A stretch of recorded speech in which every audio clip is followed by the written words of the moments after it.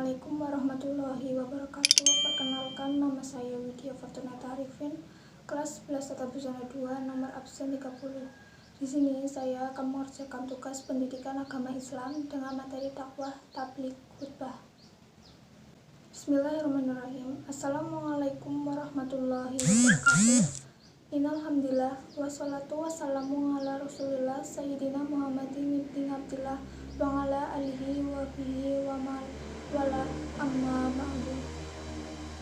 Alhamdulillah, segala puji bagi Allah yang maha pengasih dan maha penyayang, yang membalas doa-doa hambanya apabila kita berdoa dan mengingatnya. Salawat serta salam tak lupa mari kita junjung tinggi kepada baginda Nabi Agung Muhammad Sallallahu Alaihi Wasallam bersama ahlul baitnya. Juga kepada guru-guru kami, orang tua kami, saudara kami, pemimpin kami, muslimin dan muslimat yang terdahulu juga yang akan datang. Hari Raya Idul Fitri merupakan momentum penting untuk bersilaturahmi dan saling memaafkan. Seluruh kesalahan yang pernah dilakukan terhadap sesama selama setahun seolah hilang di hari Lebaran. Allah tidak akan mengampuni kesalahan yang mereka lakukan jika tidak mau meminta maaf. Memaafkan memang pekerjaan gampang-gampang susah. Tidak semua orang berbesar hati memaafkan kesalahan orang lain, terlebih lagi jika orang itu menganggap kesalahan terlalu besar sehingga kata maaf dianggap terlalu ringan dan tidak cukup untuk menebus kesalahan itu. Hidup memang tak luput dari kesalahan. Terkadang kita berbuat salah kepada orang lain, begitu juga sebaliknya. Meminta maaf biasanya lebih mudah ketimbang memaafkan kesalahan yang dilakukan orang lain kepada kita.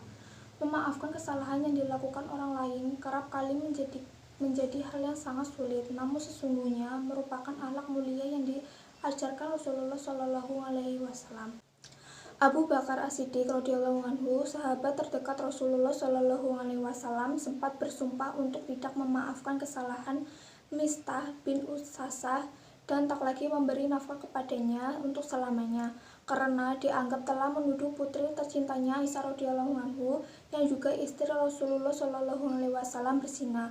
Atas sikapnya yang tak mau memaafkan itu, maka turunlah firman Allah Subhanahu wa taala dalam surah An-Nur ayat 22.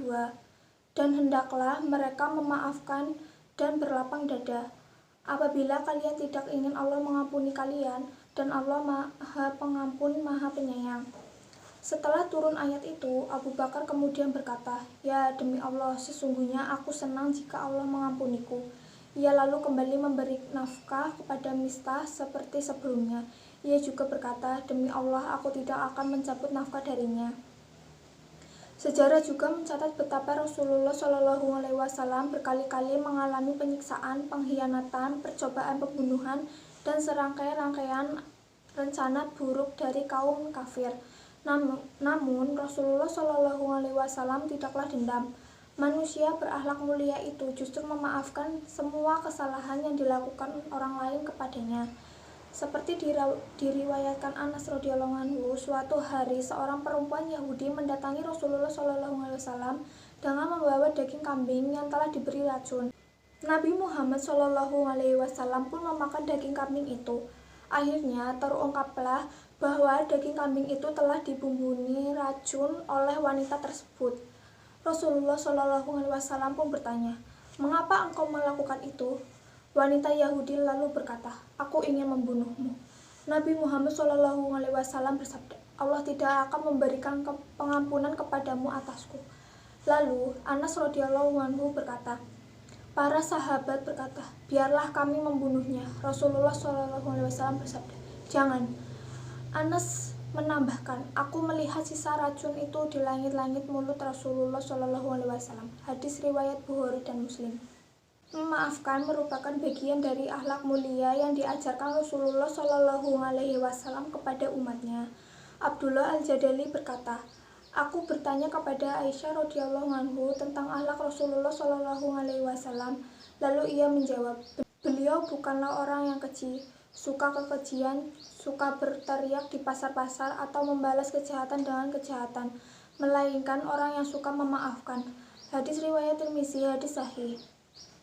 Umat Islam diperintahkan untuk memaafkan kesalahan orang lain kepadanya. Rasulullah Shallallahu Alaihi Wasallam bersabda, orang yang hebat bukanlah orang yang menang dalam pergulatan. Sesungguhnya orang yang hebat adalah orang yang mampu mengendalikan hawa nafsunya ketika marah. Memaafkan dan mengampuni juga merupakan perbuatan yang diperintahkan Sang Khalik kepada umatnya.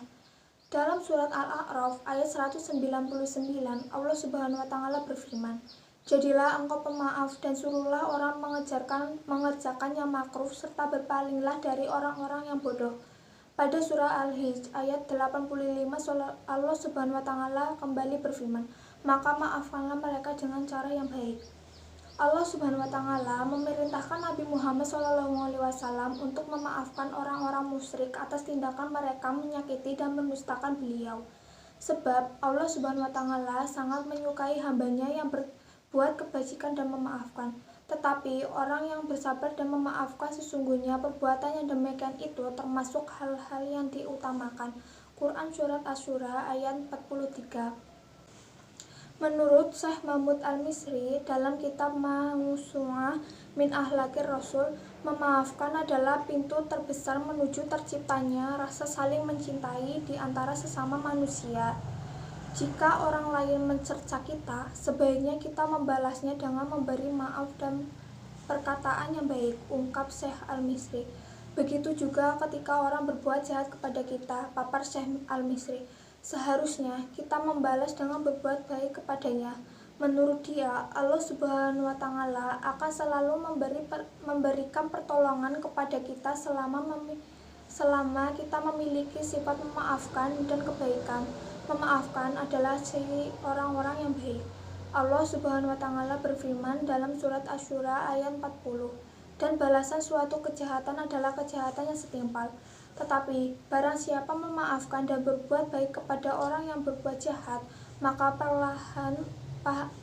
pahalanya dari Allah. Semoga kita menjadi insan yang bisa dan selalu ikhlas memaafkan kesalahan orang lain. Sekian dakwah dari saya tentang anjuran saling memaafkan di bulan Idul Fitri. Apabila ada kesalahan kata, saya mohon maaf. Terima kasih. Wabillahi taufiq wal hidayah. Wassalamualaikum warahmatullahi wabarakatuh.